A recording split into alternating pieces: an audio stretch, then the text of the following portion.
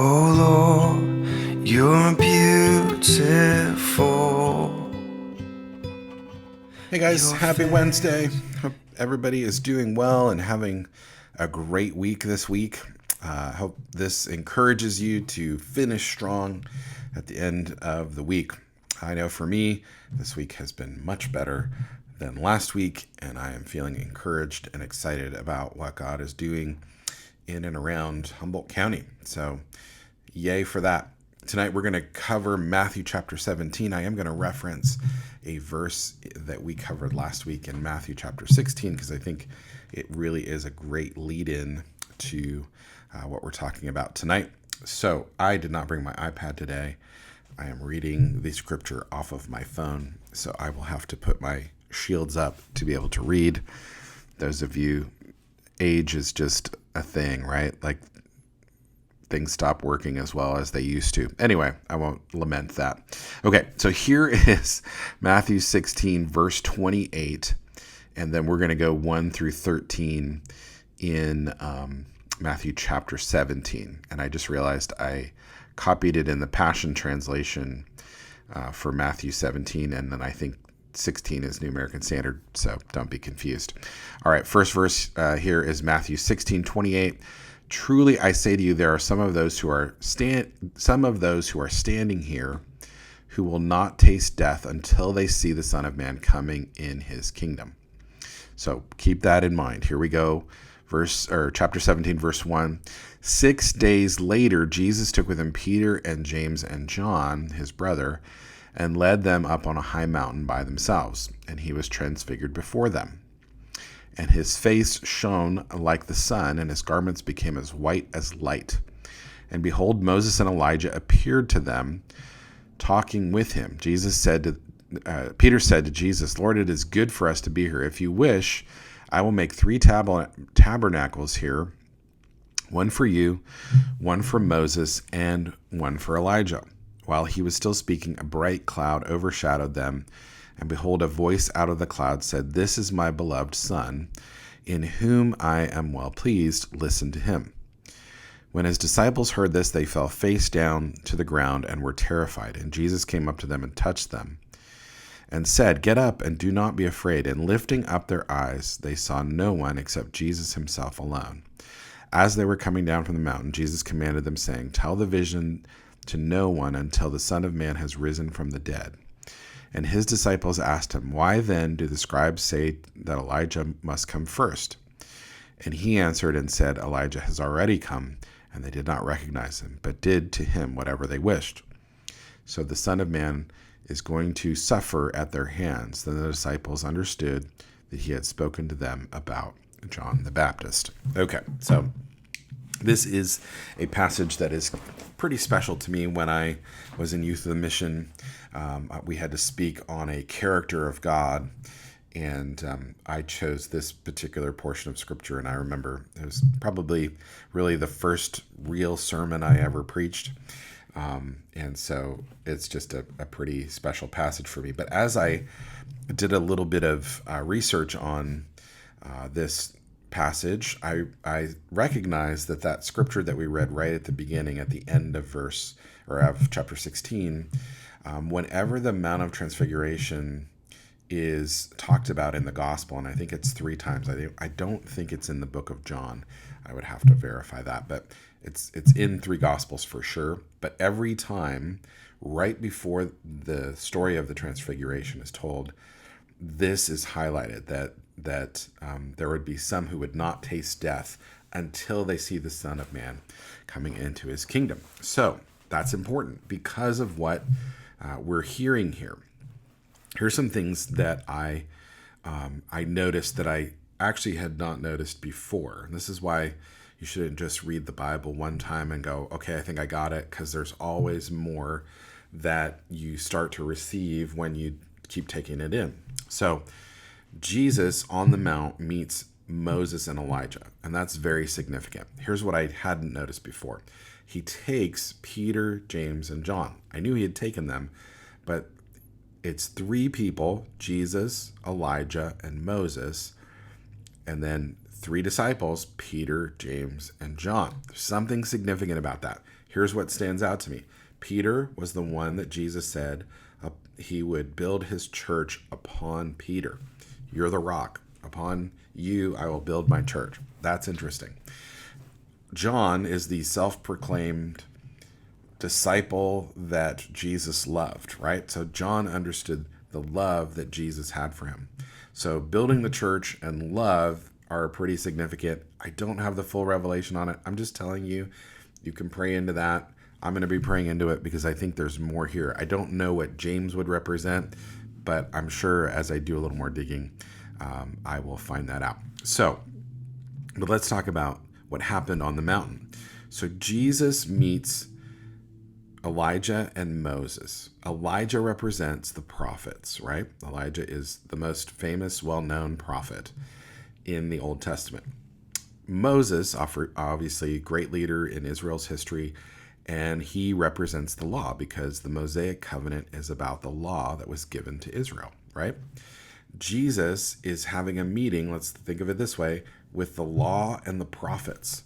He's having a connection with Moses and Elijah and what they represent. And there is this situation where Peter thinks, whoa, what a great opportunity this is. This is awesome. We can set up a tabernacle. We're going to honor you. I believe Peter's heart was good. He wanted to honor them. And he thought, this is the opportunity for me to do that. I have a great idea, Jesus. I can just imagine him interrupting this meeting, which would be such a Peter thing to do and an awkward thing to do, right? In that moment. Because if you didn't know, Elijah and Moses were dead. So it'd be interesting for Jesus to be meeting with two dead guys. But that is neither here nor there, right? So Peter thinks it's a great idea. Let's set up tabernacles. Let's invite people. This is great. And then God, the Father, does something really significant because and I know there's more to this in Jewish culture, and I don't know the whole story, but I know that there's something in Jewish culture where the Son has a moment in which he's affirmed as a man. And in this situation, it is almost as though God is doing that. But I think the implications are even greater than that, because I believe what God is saying in his statement to Peter, this is my son, listen to him, he is the fulfillment of the law and the prophets. He is the New Testament, the new covenant personified. And so God was sort of resetting Peter's view of what was happening. And to me, that's the fulfillment of, there are some of you here that will not taste death until you see the Son of Man coming into his kingdom. I believe it is in this moment that the purpose of the kingdom is revealed in its fullness. This is where it's outlined for them. This is the culmination of history here. This is the tipping point. This is the turning point for all of eternity, because Jesus has come to take care of sin and to invite us into living the kingdom lifestyle. Okay?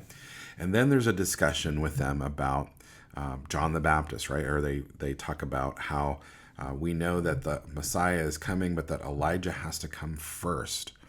And Jesus points out that Elijah already has come, and they did to him whatever they wanted. And so the disciples put this together. This was good. They actually figured it out, that what Jesus was talking about was John the Baptist, that John the Baptist had come and that he had prepared the way for Jesus, and that they basically ended his ministry, and that paved the way for Jesus to step into his ministry, because that was what was going to happen. I think this is an important point, because we have a view of how these prophecies, how these things are going to be fulfilled, and it probably happened nothing like they would have imagined, right? They would have imagined perhaps that Elijah would have come, he would proclaim that there's a Messiah coming, he would introduce the Messiah, and there would be this sort of easy transition of power, no stress, it would just be a total takeover of God, and the Messiah would come and save Israel. And maybe they thought that the Messiah would come and would become the ruler of all the empires. I'm sure they had thoughts about those things. We have thoughts about those things, right? There's lots of books written about the end times and what's going to happen and how it's going to happen. And here's what I know. The reality is I don't know any of those things. I don't know when Jesus is coming. I don't know exactly how he's coming. I just know that my responsibility is to develop my relationship with him and to become formed into the character of Christ. That's the heart and essence of discipleship. And so what an opportunity that we have to do those things, to grow in our relationship with him, and to realize that the kingdom has come and we get to do his will on earth as it is in heaven. And that's really what the introduction of this story is all about. Jesus being the fulfillment of the law and the prophets, and the tipping point that now salvation comes from the Jews, but it's for everybody. Now the message of the kingdom is going to go to everyone. Everyone's going to have an opportunity to hear the good news, and they get to live in this kingdom. That the mystery of all this is that God wanted it to be available to all of us from the beginning of time. He wanted, I believe, Adam and Eve to introduce it to everyone, everywhere, for all times. And unfortunately, we don't always connect the dots. We don't always figure out what God's doing. We interpret it through the lens that we have, the limited view that we have in the natural. And so, but here it's super clear. Jesus outlines it. Here's the new covenant of grace that we get to walk in because Jesus paid the ultimate price so that we could have true and abundant life. What a great word. What a great encouragement on a Wednesday.